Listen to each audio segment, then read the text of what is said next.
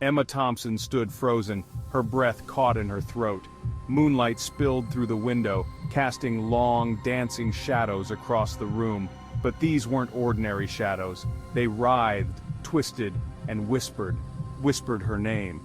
Fear, cold and sharp, pierced her heart. She had uncovered the terrifying truth. Their home was haunted not by ghosts but by something far more ancient and sinister.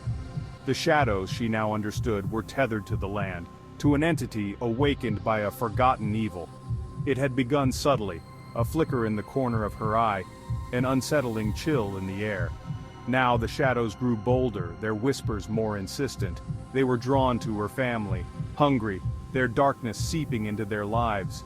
Emma's gaze darted around the room, each shadow seeming to pulse with a life of its own. Her family, her husband and 2 children slept peacefully, oblivious to the terror that clawed at her sanity. She had to get them out, had to escape the suffocating grip of this house before it consumed them all. Panic seized her. Emma shook her husband, Mark, awake. "We have to leave," she hissed, her voice trembling. "Now!" His eyes, heavy with sleep, struggled to focus. "Emma, what is it?" he mumbled, his voice thick with confusion. There was no time for explanations. She bundled her children, their small faces creased with sleep, urging them to hurry. Mark, sensing the urgency in her voice, grabbed their go-bags, pre-packed for emergencies that seemed trivial compared to this.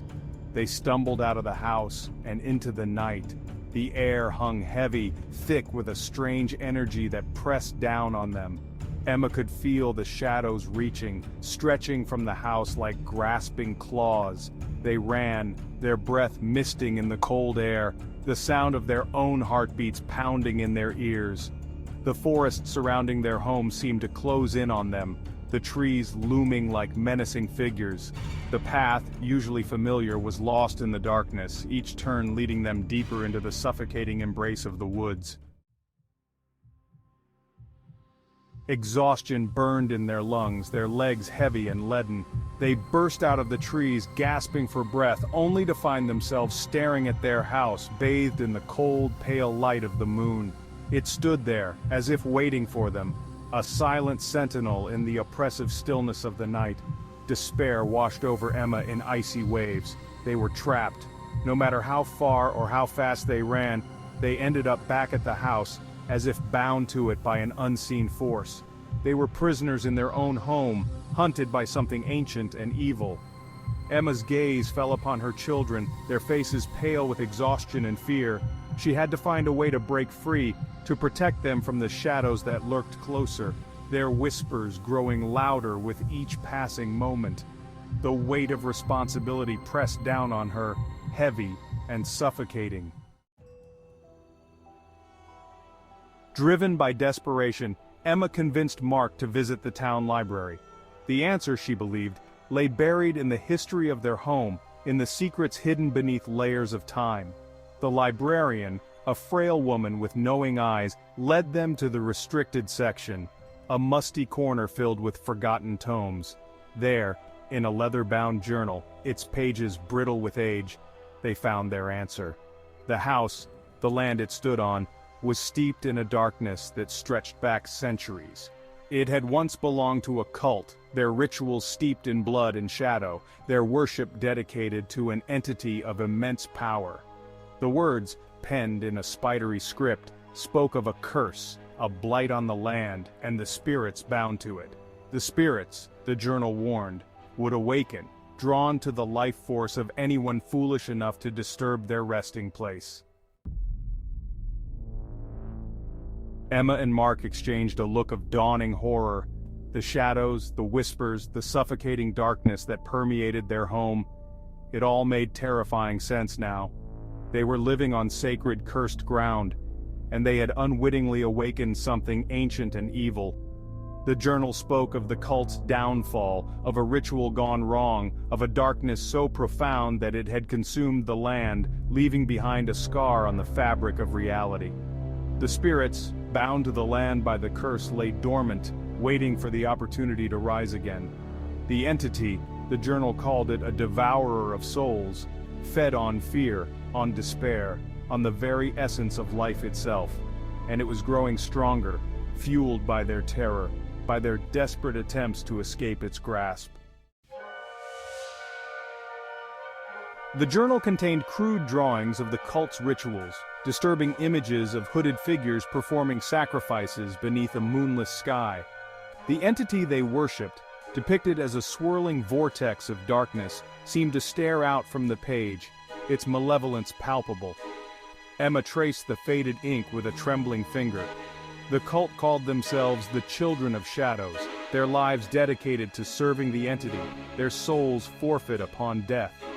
Their rituals, the journal hinted, were attempts to appease the entity, to keep it satiated, to prevent it from consuming the world beyond their shadowed borders. But their efforts had failed. The entity's hunger was insatiable, its power growing with each passing year.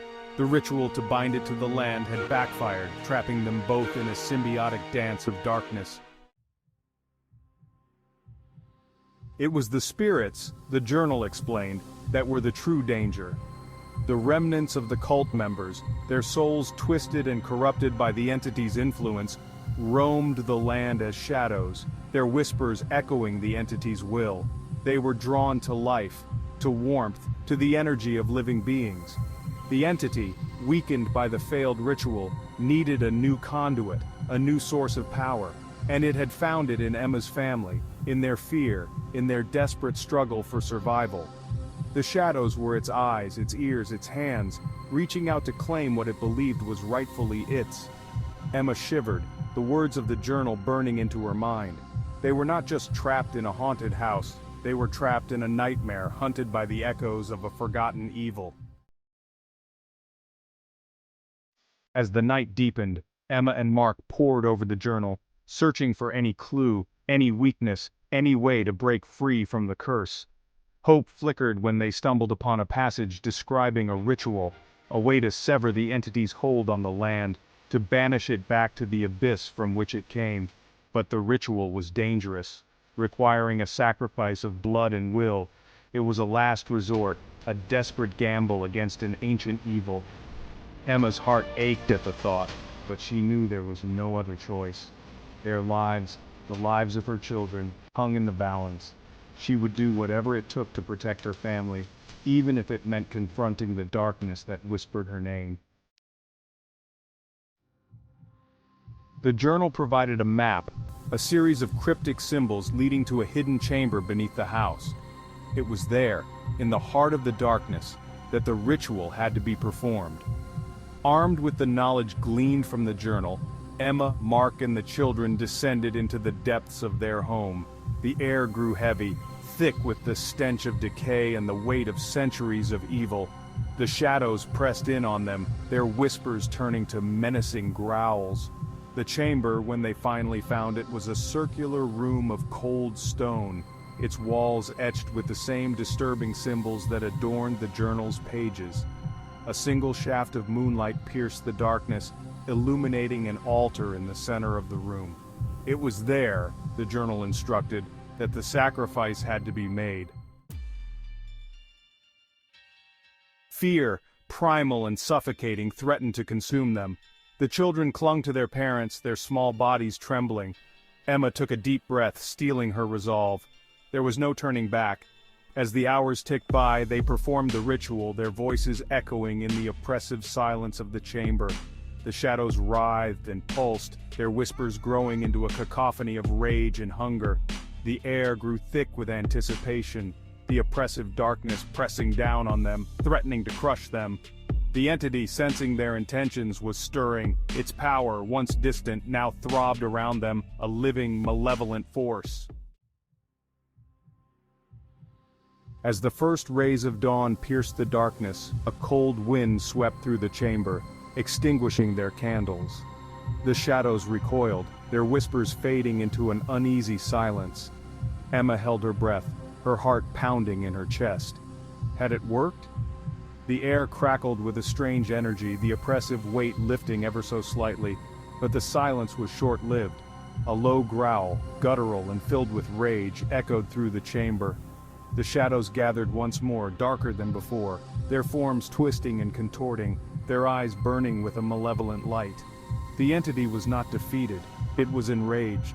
The game of cat and mouse had just begun, and the shadows were closing in.